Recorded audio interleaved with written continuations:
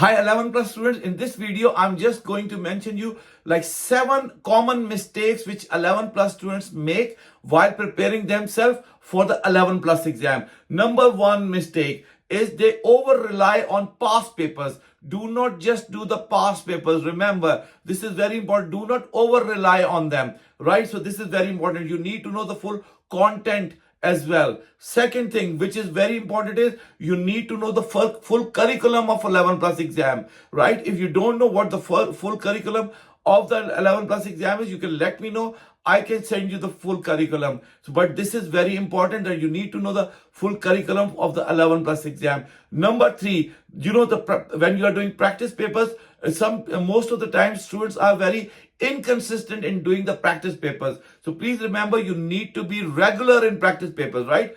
I would say try to do at least one practice paper every day. Number 4th mistake, which is very important, is and students make it quite regularly. They just focus on one particular subject and then they forget about the other subject. So remember, if you are focused just on math, you need to remember that you need to focus on non-verbal reasoning, English, maths, and verbal reasoning as well. So all the subjects are very important.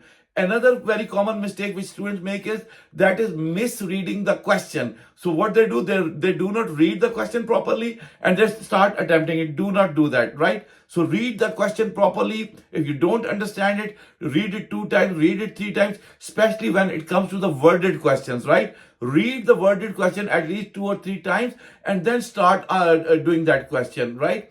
Another thing which is very important, and I think lots of students struggle with that is the time management.